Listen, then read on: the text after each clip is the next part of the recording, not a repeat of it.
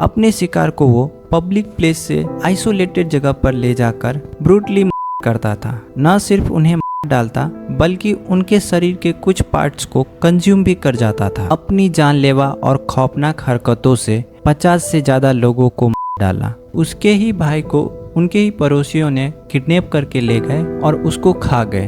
Police को भी समझ नहीं आ रहा था कि कैसे इस मॉन्स्टर को रोका जाए। लोग कोर्ट रूम में बैठने से भी घबराते थे। आज हम बात करने वाले हैं दुनिया के एक ऐसे सीरियल किलर की जिसने अपनी ब्रुटैलिटी से पूरे ह्यूमैनिटी को हिला कर रख दिया।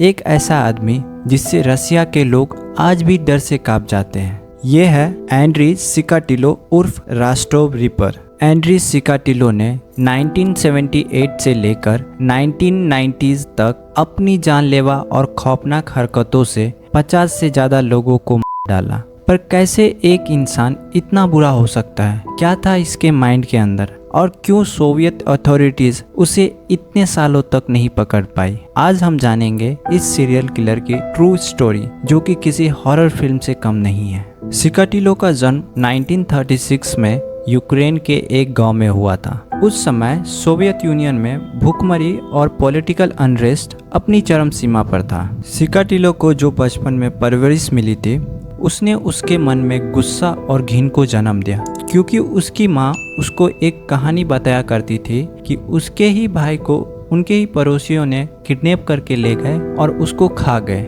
और यही सारी बातें आगे जाकर इंसानियत के खिलाफ इस मॉन्स्टर को खड़ा करने वाला था। 1978 में चिकाटिलो ने अपना पहला शिकार बनाया, एक 9 साल की लड़की येलिना जेकोटनोवा।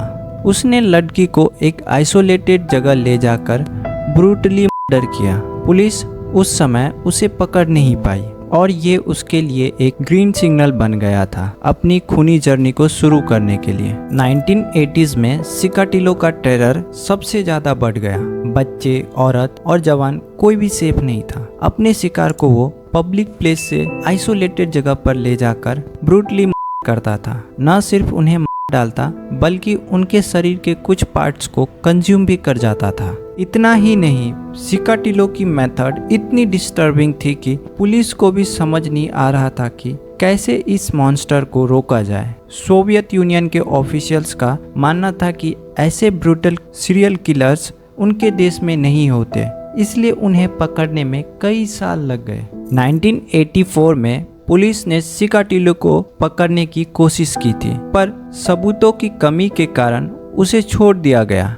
सोचिए, एक ऐसा मॉन्स्टर जो 50 से ज्यादा लोगों को मार चुका था, वो पुलिस के हाथ से बच निकल गया। 1990 तक जब उसने अपना 50वां मर्डर किया, तब जाके पुलिस ने उसको वापस पकड़ा। इस बार चिकाटिलो ने अपनी ब्रुटैलिटी को छुपाने में नाकाम रहा और उसने अपने क्राइम्स को कन्फेशन दिया। 1992 में उसको ऑफिशियली 52 मर्डर्स का दोषी पाया गया और 1994 में उसे डेथ पेनल्टी दी गई। उसका ट्रायल इतना डिस्टर्बिंग था कि लोग कोर्ट रूम में बैठने से भी घबराते थे। चिकाटिलो के अरेस्ट और ट्रायल के बाद पूरे सोवियत यूनियन में एक बड़ी क्रिमिनल इन्वेस्टिगेशन रिफॉर्म को अंजाम दिया गया। पुलिस ने अपने प्रोसीजर को इम्प्रूव किया और आज रसिया के नए जनरेशन्स को इस खौफनाक पास्ट का पता है। एंड्री चिकाटिलो की कहानी एक ऐसी वार्निंग है जो हमें बताती है कि ह्यूमन माइंड्स की डार्कनेस कितनी गहरी हो सकती है।